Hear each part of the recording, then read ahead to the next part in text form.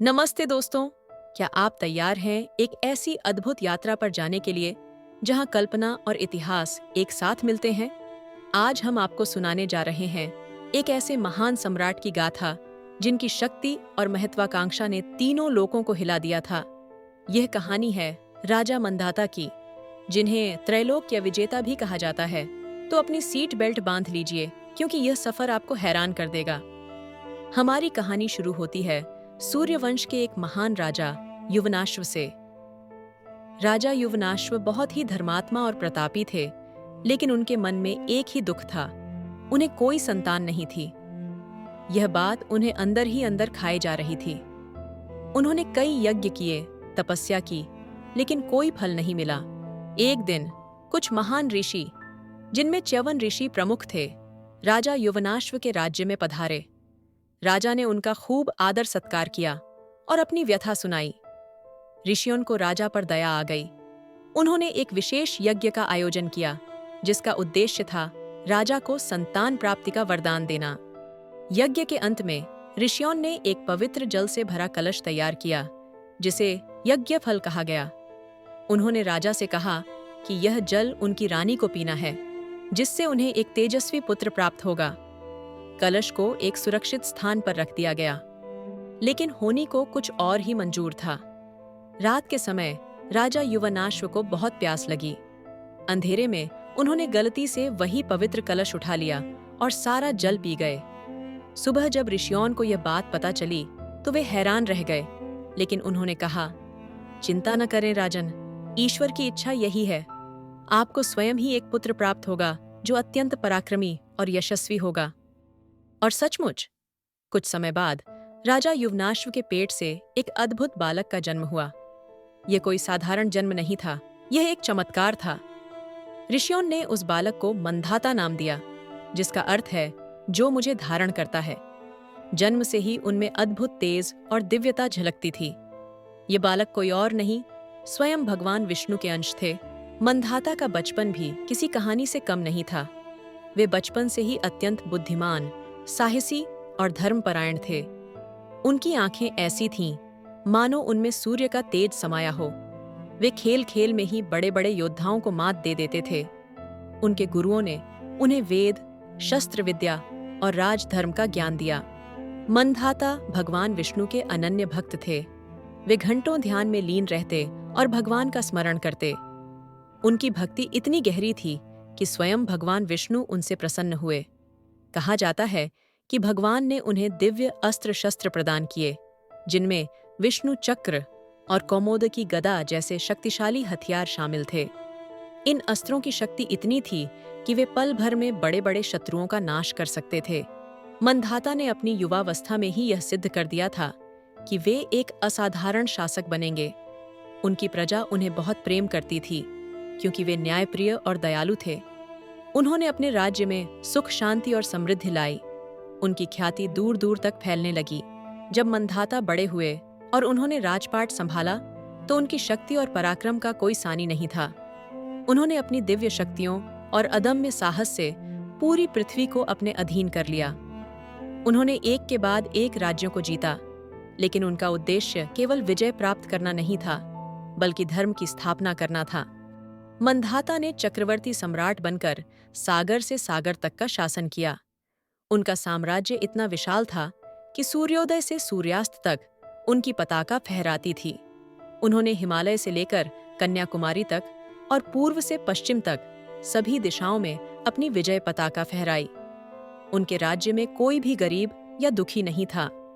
उनकी न्यायप्रियता और धर्मनिष्ठा ऐसी थी कि देवता और असुर दोनों ने उनके सामर्थ्य को स्वीकार किया। यहाँ तक कि स्वर्ग के राजा इंद्र भी उनके पराक्रम से प्रभावित थे। मंधाता ने कई अश्वमेध यज्ञ किए, जिससे उनकी शक्ति और प्रतिष्ठा और भी बढ़ गई। उनकी प्रजा उन्हें धर्मराज और चक्रवर्ती सम्राट कहकर पुकारती थी। लेकिन मंधाता की महत्वाकांक्षा केवल पृथ्वी तक सीमित नहीं रही। उन्होंने सोचा, जब पृथ्वी पर कोई शेष नहीं रहा, तो अब आकाश भी मेरा है।